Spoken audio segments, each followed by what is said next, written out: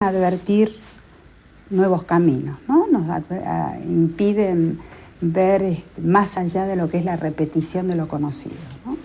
Entonces, habitualmente sucede que cuando se hace un análisis institucional, al modo de una intervención, y ahora enseguida te aclaro, ¿no? Quisiera aclarar esto, pero cuando se hace un análisis institucional, cuando un grupo, ¿no?, se involucra, un colectivo, mejor todavía, el conjunto de grupos de una escuela, se involucran en un proceso de análisis que en general lleva su tiempo, ¿no? Y que no puede ser tomado como una medida, un análisis para tomar una medida de urgencia frente a una crisis, sino que es mejor cuando es tomado como un proceso de mejor conocimiento de la realidad institucional. Entonces lo que se suele advertir es que el colectivo empieza a ver aspectos de la realidad en la que está que no había advertido y que le permiten también identificar nuevos caminos de acción. Los colectivos, cuando pueden desobturar los caminos de la comprensión, que en general se obturan por dinámicas de tipo defensiva, ¿no?, de evitación de la ansiedad que produce enfrentarse con las dificultades que no se pueden resolver. Cuando pueden desobturar esos caminos, encuentran otros, ¿no? Encuentran salidas para explorar, recuperan la capacidad de creación, ¿no? Recuperan una confianza en el cuerpo colectivo para hacer y entran en contacto con nuevos caminos. Es interesante recalar un poquitito en el término intervención, ¿no? Porque en el sentido del diccionario, el término intervención significa poner un espacio entre, ¿no? Y en general tiene como un sentido de prestar ayuda, cooperar, ¿no?, intervenir, acompañar. Pero también tiene otro sentido, que es el de introducirse y entrometerse y hacer una intromisión, a veces coercitiva y represiva, y orientada por motivos organizacionales de control. Y en nuestro país, tenemos mucha experiencia histórico-social con las intervenciones, ¿no? Las intervenciones militares, los golpes de Estado. Bueno. Por supuesto que cuando hablamos de trabajo institucional hablamos de intervención en el primer sentido, ¿no? De hacer un espacio entre. Y si vinculamos con lo que yo venía diciendo, el espacio entre más importante de introducir es el espacio entre el sujeto y las propias instituciones que lo constituyen, ¿no? Es decir, que habitualmente en el comportamiento cotidiano uno no advierte el modo en que están operando internamente las instituciones, no advierte cuáles son los marcos de significación desde los cuales percibe, y más bien tiende a pensar que lo que percibe es lo normal o lo natural, ¿no? Entonces, la intervención, ese espacio entre el sujeto y la institución, puede ser instalado por un acontecimiento, ¿no?, por un hecho desgraciado, pero también por un hecho feliz. Entonces, en este sentido, la pregunta tuya era cuándo las escuelas piden, ¿no?, o solicitan una asistencia externa, un acompañamiento externo. A veces lo piden porque están en un conflicto o en una situación de crisis, o hay algo que no los conforma o que vienen intentando solucionar y que no pueden solucionar, que les provoca mucho disconfort.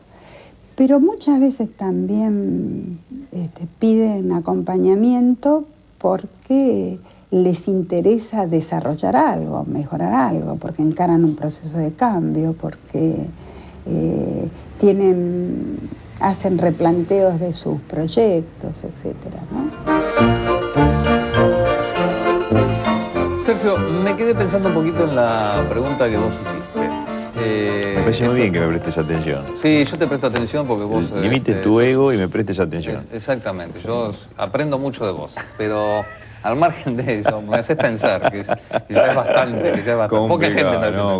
Complicado. Afecta la química del cerebro. Claro, no, pensar mucho. Cuidado. Da sueño, da hambre. Bueno, cuidado. La cuestión es que Da la impresión como que quizás hubiera quedado como muy diferenciado lo que es la evaluación institucional de lo que es el análisis institucional. En realidad no es así.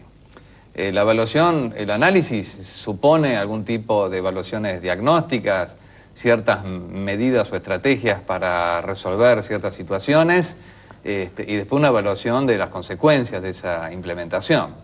La evaluación institucional no es más que algo parecido, digamos, por lo menos en título. Lo que a veces cambia son las perspectivas con que se analizan las cosas, los objetivos y las estrategias que se usan en un caso o en otro. En la evaluación institucional muchas veces hay evaluaciones que tienen que ver, depende si se hacen para esa institución en particular o se hace una evaluación institucional que tiene que ver con un montón de instituciones, y lo que se hace es tratar de trabajar sobre políticas públicas en relación, digamos, a un conjunto de instituciones. Son niveles totalmente distintos.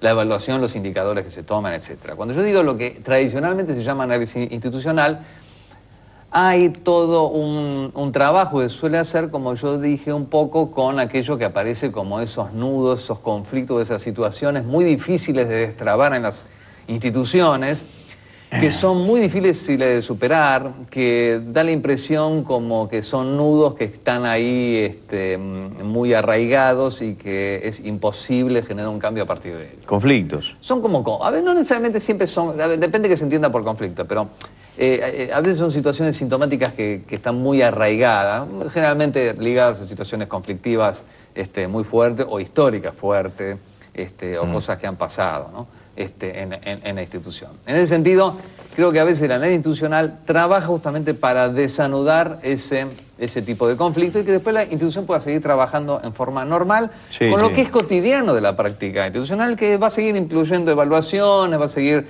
incluyendo medidas correctivas para aquellas cosas, pero en un fluir, ¿sí? Ahora, cuando hay algo que traba esa manera de fluir, esa posibilidad, entonces ahí es donde creo que justamente el análisis institucional busca generar un impacto y cambiar de alguna manera lo que va a ser después el futuro de la institución. Esta es un poco la idea que en general se maneja en relación a eso. No sé si he sido suficientemente claro. Y dentro de esto también hay muchas líneas. Los docentes que vienen al programa tendrán la palabra. Tendrán la palabra o el garrote. ¿Ha sido claro como o no? Alguien dice, ¿no? Tendrán la palabra o el garrote. Bien, vamos a ir terminando entonces con este tema que retomaremos en otras oportunidades. Nosotros en las jornadas de gestión de instituciones educativas muchas veces abordamos ampliamente sobre este tema y realmente es muy interesante. Vamos a hacer un brevísimo pero inevitable homenaje al maestro Fuentalva, que fue asesinado. Estamos ya, digamos, en esta fecha y queremos homenajear básicamente a todos los docentes que luchan y que nunca más se produzcan este tipo de hechos donde no importa la protesta que se realice, etcétera, cualquiera tiene el derecho constitucional de reclamar por sus derechos y esperemos que esto no vuelva a ocurrir. Realmente un episodio absolutamente lamentable en Neuquén. Va nuestro homenaje. Bien, como ya no tenemos casi más tiempo, les quiero recordar que está abierta la inscripción a todos nuestros cursos. El de Gabriel Noel sobre violencia escolar, Sergio Palacio de responsabilidad civil de instituciones educativas, el de filosofía con niños de Gustavo Santiago y los tres que además tienen puntaje en provincia de Buenos Aires, que son enseñanza de las ciencias sociales en la escuela, 0,60 de puntaje. En provincia de Buenos Aires, enseñanza de la escritura a cargo de Liliana Lotito y Mónica Carosi, 0,30 de puntaje. Dirigir una escuela, una visión integral a cargo de Jorge Fase, puntaje asignado 0,36 en provincia de Buenos Aires. Entren en nuestra página, consulten, son cursos a distancia. Vicky me dice que haga chau. Gracias a todos y nos vemos en el próximo programa. Al gran Sarmiento, honor y gratitud, gloria y loor, honras y par, para el grande entre los grandes, Padre del aula, Sarmiento.